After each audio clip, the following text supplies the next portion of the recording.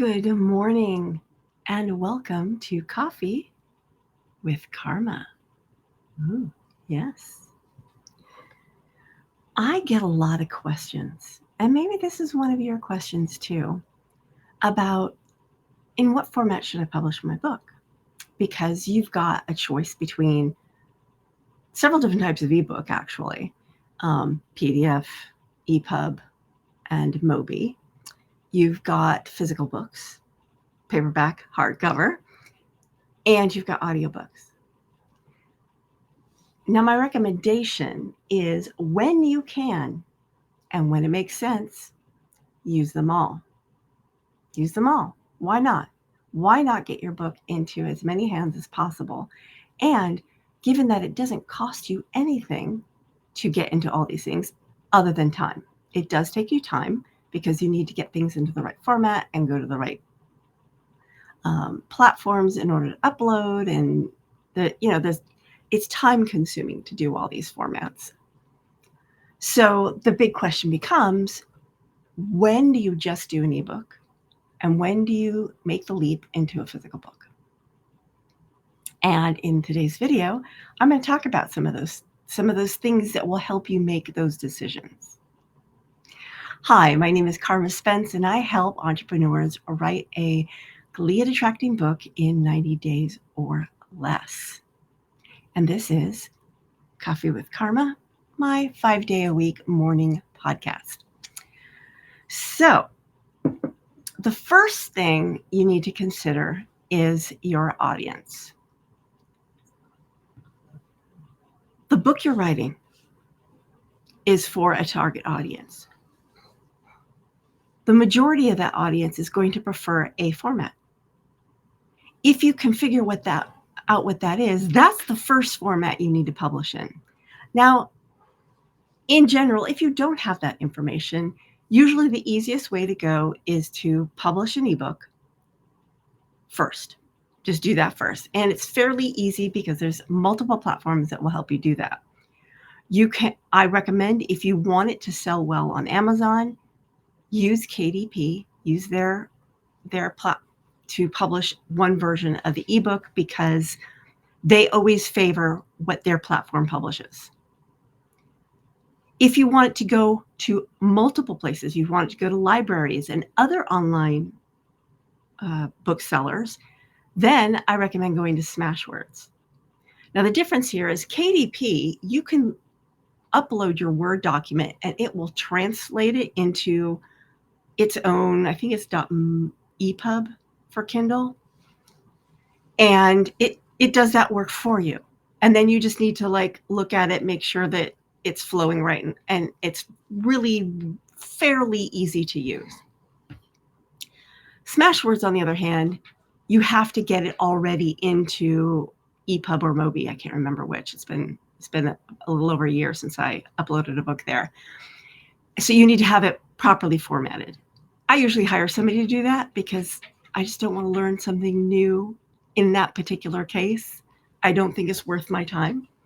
And most designers know how to do it. In fact, they probably have software that does it for them. So that's what I recommend. Go to KDP and Smashwords for your ebook distribution, and then you can get it anywhere.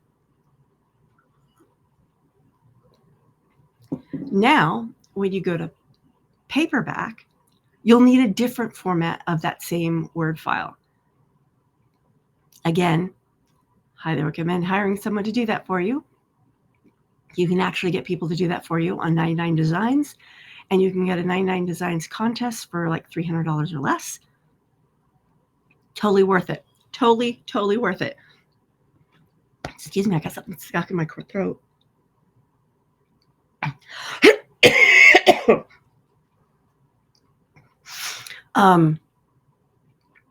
So now that you've got your file, how do you distribute it? Well, what I've done in the past is I always have the paperback version go through Amazon because, again, they favor their format. And then I've been going to, oh my gosh, I just forgot that. Ingram Spark. But I have since learned that Lulu now does all the distribution that Ingram Spark does. So I'm thinking that for the books I'm going to be doing physical books of in next year, I'm going to be going to Lulu and experimenting with them because they didn't used to. And what I also like about Lulu is that with Lulu, you can get a spiral bound book. And in some cases, a spiral bound book makes more sense. So Ingram Spark's software user interface is a little hard, a little kludgy to use. It's robust, but it takes a little bit of a learning curve. Lulu's a little bit more intuitive. So those are two platforms you can try so that you can get your book in both paperback and hardcover. Now, when you do an ebook, you do not need an ISBN number. If you're going to do a paperback or hardcover, you do need an ISBN number. If you're going to do more than one book, which honestly I recommend, go to Bowker and buy a 10-pack. It's cheaper per ISBN. I bought a 10-pack. I bought it, oh gosh, probably close to 10 years ago now, and I've only used like 2 or 3. But I know I'm going to be using, coming up this 12 months, this 12 bucks, I'm going to be using up the rest of them. You can buy one. They're about $100. You will also need what's called a barcode. Some software you can get that for free. Most of the time you have to pay another $50, $100 for the barcode because you need those for physical books. Another thing you need to consider with a physical book is that once it's published, if you want to make changes to it, you're going to have to come out with a new edition, which means a new ISBN number. Ebooks, they don't have an ISBN number. You can continuously update them. It's wonderful. So, and then the last version is an audiobook. That's probably the next level hardest to do because you need to get your audio files of a certain quality and you need to cut them up in a certain way. I would hire a sound engineer to do that for me. Yeah, I'm not doing that myself. I will record it myself, but I'll let them do all that stuff and get it ready.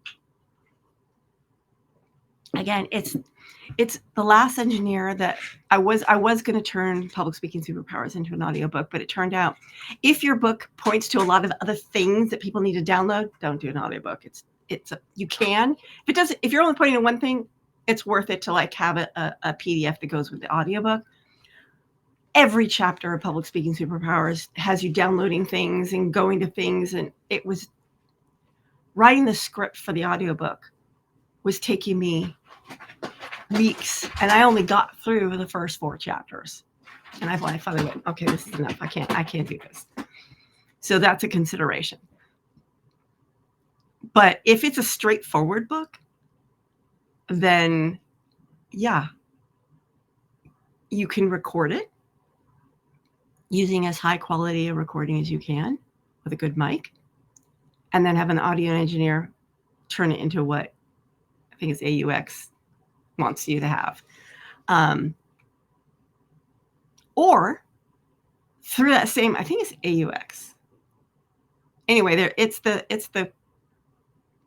platform that you use to get on Audible. They will also help you hire a voice actor. And there are 2 ways you can do this. You can hire a voice actor where you share the royalties, which is a little complex. I think Audible will do it for you, but it's kind of complex. Or you can pay them outright, and then you just get all the royalties. That could be pricey because it's going to be in the thousands to do that. So and honestly, if this is a lead generating book, it is better to be in your voice. So I recommend getting a nice mic. And actually, interesting enough, this mic that I'm using right now cost me $20. This is like the 4th one I've bought in a row because when I break it, I just buy another. And yes, I've broken several. And it is actually better than my Blue Yeti in getting good sound just because of my ambient noise.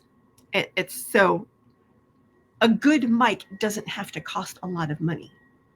And then with a good sound engineer, my Public Speaking Superpowers is like 200 and some odd pages. So it was going to be like maybe 3 hours. He was going to charge me under $800 to do that for me. engineer the audio. So if your book is shorter, it's going to be cheaper. So, and also consider your audience. So there are going to be members of your audience who will only read it in an ebook. There are members of your audience who won't touch the ebook and will only do physical book. And there are members of your audience who won't touch either of those books and will only listen to it. So the more formats you have your book in, the better. But I always recommend starting with ebook because it's the easiest and it gets to the most people. So that's considering your audience and considering how to get it out to most people. And you may have noticed I was talking about money. So there's the cost consideration. Ebook is the cheapest and most cost effective to get it out. Physical book will cost you a little bit more, just because for ebook you'll need someone to design the cover and the interior. For a physical book, you'll need them to design the cover and the interior. And by the way, you can hire one designer to say, design this book and give it to me in all these formats, and it's one cost. And you can do that through 99 Designs, which is a Vistaprint company. So there are some cost considerations. The audiobook is probably going to be your most expensive because it is best for you to hire an audio engineer. You can do it yourself. You have to understand what the software is telling you. It tells you to do this and this decibels and that. And honestly, I'm not doing it. I'm hiring somebody else. Let them know. I don't need to know that. I need to know how to get the content ready for you. I don't need to know how to do all the tech stuff. So cost considerations. And then how fast do you want to get this to market? Ebook is the fastest, low production, low cost, easiest, fastest. Physical book takes a little bit longer because what happens is you upload the book, you say it's done, you upload the book to the platform, and regardless of what platform you upload it to, they're going to want you to buy a proof copy. So you buy the proof copy, which is wholesale cost. It takes them a little while to print it, takes the mail carrier a couple of weeks, few weeks to get it to you. Then you need to look through it, determine, no, this is good to go, or dag, burn it, there's that typo. Correct, upload, do it all over again. So physical book takes a little bit longer to get it out to market. But once it's available, it doesn't cost you anything because it's going to be print on demand. You only get charged when someone buys it. And you don't actually get charged. What happens is the person buys it, the printer takes their cut and sends you the royalties, which is the rest. So it costs you nothing. It honestly, once you have it in ebook, it's really easy to get it into physical book. It just takes a little bit of extra more time, which is why you'll often see people do staggered launches where it comes out in ebook first, then a few months later it comes out in paperback, and then a few months later it comes in audiobook. Part of that is strategic. Part of that is just it takes time. Audiobook, again, you need to take the time to record it, which means you need to have a script. You can't just read the book. You need to have a little bit of you need to turn that book manuscript into an audio script. Then you read it while recording it. Then you send it to an audio engineer. They do their magic. They give you the files. Then you upload the files, and then whatever happens. I haven't done an audiobook yet, so I'm not too sure what happens after that. I don't know how much time it takes.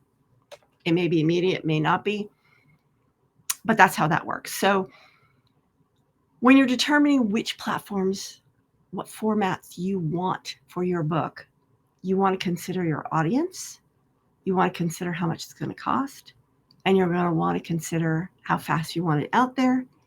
And I hinted at this, but didn't say it explicitly, you want to understand what format your book would best be in. So Public Speaking Superpowers, you would think, well, it's about speaking. It should be an audiobook. But the way I wrote it, it worked better as an ebook or a physical book and not as an audiobook. It was a nightmare to get it into an audiobook. The book that's coming out in January, I'm pretty sure I'm going to be doing that in audiobook because it's very straightforward. Very straightforward. I haven't finished writing the manuscript yet. Yeah, I'm a little behind. But It's all those considerations. My goal for the books I'm doing next year is all of them will be available in ebook, both distributed at online booksellers as well as PDF on my website, and audiobook, again, through Audible or through a download on my website. And probably 2, maybe 3 of those 12 books will also come out in physical book. The first 5 books that I'm releasing next year will eventually become one book, and that will become a physical book, but that will probably not be next year. It'll probably be in 2025. So I hope that you found this interesting and helpful in helping you determine what formats you should put your book out on. One piece of information I forgot to include is, in order to be a physical book, it needs to be at least 75 pages. 100 pages or more is better. So if your book is less than that, it's going to have to stay an ebook and possibly an audiobook, and can't be a physical book, because otherwise there's just not enough. It's too thin. One option you can do is make it a smaller book, so it takes up more pages. But honestly, I don't know how well those sell. I don't have the data on that. So hopefully you've got enough information now. This is Carma from Coffee with Carma. And, if you haven't written your book yet and you're stuck on like, what kind of book should I write and what is my idea? Well, then I recommend that you download my quick start guide to writing an authority building short book. It tells you all about the different authority building styles. It tells you about the different kinds of pocket positioners, and it gives you my framework for coming up with an idea for a lead generating book in about 15 minutes. Bam. And you can get it at authorneering.com/quick start. That's author, AUTHOR, nearing, NEERING.com/quick start. Or if you can't spell that or have trouble with that, just drop an emoji or comment below or DM me and I will send you the link direct. Again, this is Carma saying ciao for now. Ciao.